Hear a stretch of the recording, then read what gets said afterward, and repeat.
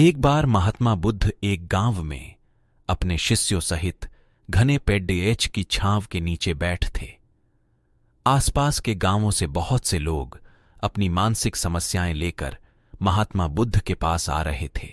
महात्मा बुद्ध उन सब की मानसिक परेशानियों का समाधान देते।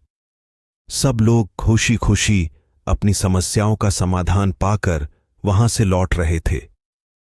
वहीं से कुछ दूर बैठा लोगों को बुद्ध के पास जाते देख एक दुखी भिखारी अपने भाग्य को कोसता हुआ यही सोचने लगा कि अभी कुछ देर पहले तो ये लोग दुखी मन से मुंह लटकाए उन महात्मा के पास गए थे, और अब इतना खुश होकर कैसे वापस लौट रहे हैं। आखिर माजरा क्या है? जरा मैं भी जाकर देखूं कि वो महात्मा ऐसा कौन सा खजाना बांट रहा है इन लोगों को। वे इतने प्रसन्न हुए कि उनके चेहरे लाल हो गए। जब वो दुख भिखारी कुछ नजदीक गया तो उसने देखा कि ये महात्मा तो लोगों को प्रवचन देकर लोगों के दुख का निवारण कर रहे हैं।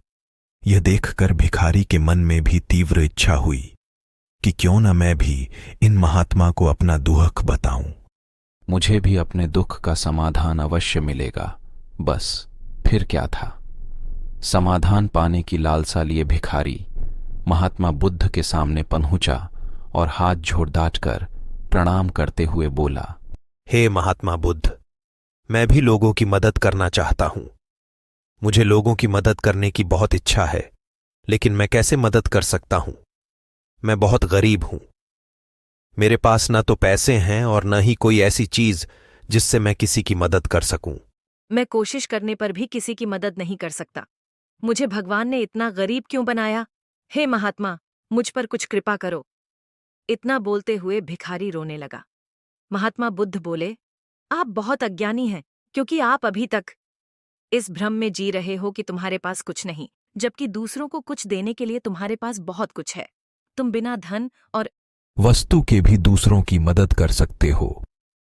तुम्हारे पास जुबान है जिससे तुम मीठे शब्द बोलकर किसी के दुखी चेहरे पर मुस्कान ला सकते हो। इन्हीं शब्दों की ताकत से तुम किसी के भी टूटते हौसलों को फिर से मजबूत कर सकते हो। इन शब्दों की शक्ति से आप किसी के भी मन में सकारात्मक विचारधारा के बीज बो सकते हैं और उसे गलत रास्ते पर जाने से रोक सकते हैं। तुम्हारे दो हाथों से किसी भी कमजोर या लाचार व्यक्ति की सहायता कर सकते हो। आपके दो आंखें किसी अंधे को रास्ता दिखा सकते हैं। तुम किसी के लिए दुआ कर सकते हो। यह हो सकता है कि उनके बुरे काम फिर से हो जाएं।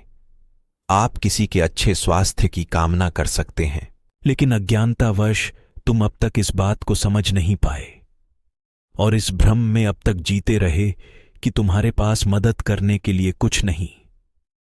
किसी की मदद करने के लिए धन और वस्तु का होना अनिवार्य नहीं है। बिना धन और वस्तु के भी हम कई प्रकार से लोगों की मदद कर सकते हैं। महात्मा बुद्ध के ज्ञान से भरे ये सुंदर शब्द सुनकर भिखारी के चेहरे पर मुस्कान आ गई और वह खुशी से झूमता हुआ वहां से चला गया।